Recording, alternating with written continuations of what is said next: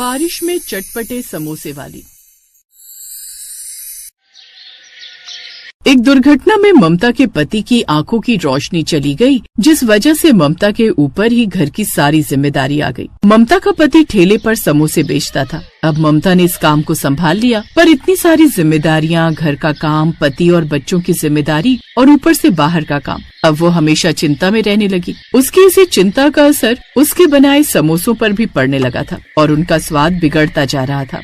अरे ममता, ये कैसे बेस्वादी समोसे बनाए हैं तुमने भाई? अरे बिल्कुल भी मजा नहीं आया। सच में बहन, पहले रामलाल समोसे बनाता था ना तो उंगलियां चाटते रह जाते थे। इतने चटपटे समोसे बनाता था वो। जब से रामलाल की जगह तुमने समोसे बेचने शुरू करे हैं, तब से समोसे में वो बात नहीं रही। इतने फीके समोसे मैंने कभी नहीं खाए। शाम को ममता उदासी भरे चेहरे से घर लौटी। रामलाल आंखों से भले ही नहीं देख पाता था, पर ममता की आवाज से वो पहचान जाता था कि वो कितने दुख में है। ममता, तेरी आवाज बता रही है कि आज भी काम कुछ ज्यादा नहीं हुआ। समोसे बिके नहीं क्या? कहाँ बिके?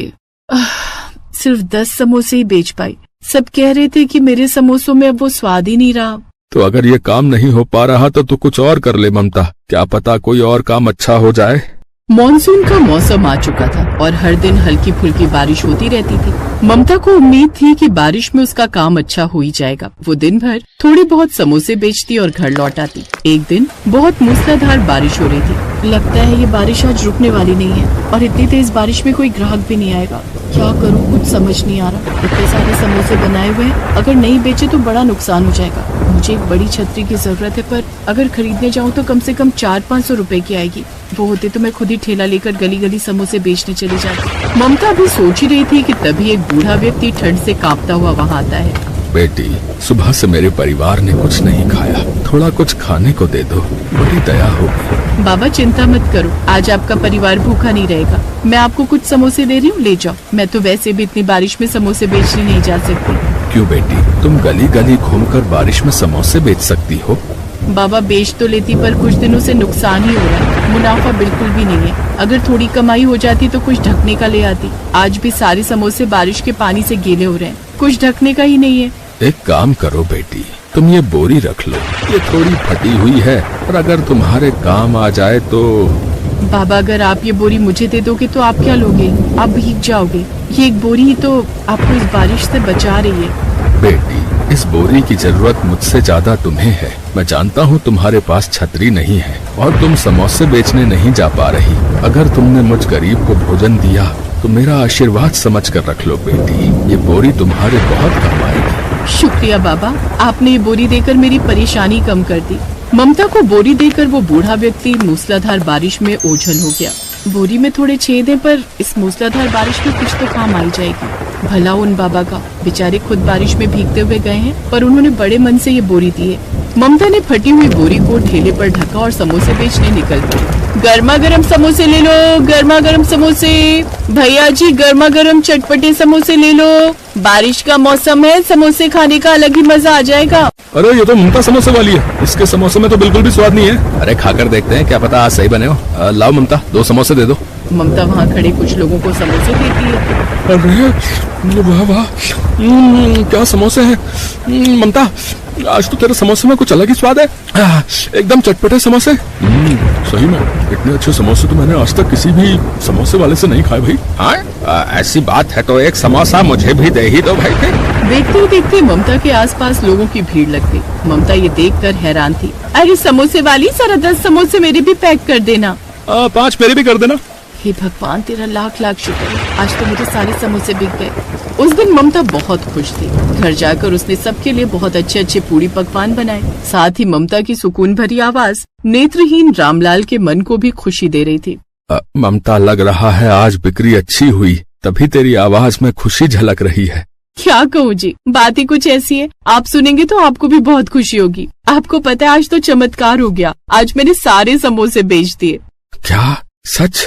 ये तो सचमुच चमत्कार हो गया। कहाँ तुम सिर्फ 5 या 6 समोसे बेचा करती थी।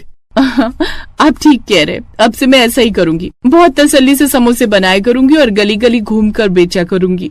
ममता अब रोजाना ही ज्यादा समोसे बनाकर बेचने के लिए निकल जाती थी। अब तो दिन पर दिन उसकी बिक्री बढ़ने लगी। धीरे धीरे ममता के समोसे सबको पसंद आने लगे और ज्यादा से ज्यादा लोग खाने लगे। ममता के पास अब पैसों की भी कोई कमी नहीं रह गई थी। एक दिन ममता ठेले में घूमने के लिए एक बड़ी छतरी खरीद लाई। उसने वो पुरानी बोरी को हटाकर नई छतरी लगा ली और समोसे बेचने निकल पड़ी। रास्ते में उसे बंधे हुए ग्राहक मिले, पर उस दिन किसी ने भी समोसे की तारीफ नहीं की, बल्कि सबने बुराई ही की। अरे कितने घटिया समोसे हैं, बिल्कुल बेस्वादी। ये पहले जैसे समोसे नहीं है भाई। बारिश के पानी में भीगे गीले गीले समोसे।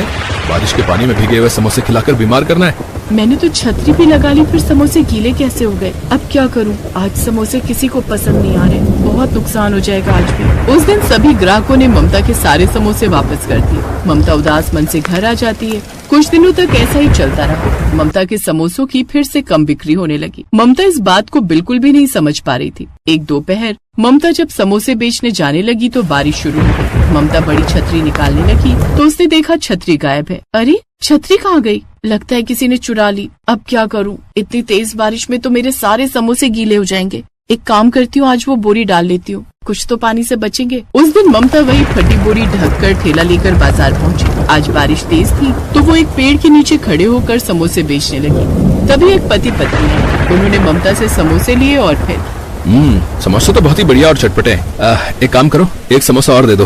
अरे भाग्यवान, तुम और लोगी क्या? हाँ, एक ले लूंगी। सुनो जी, समोसे बहुत स्वाद है, बच्चों के लिए भी पैक करवा लो। वहाँ खड़े सब लोग फिर से ममता के समोसों की तारीफ करने लगे। ये देखकर ममता बहुत हैरान थी।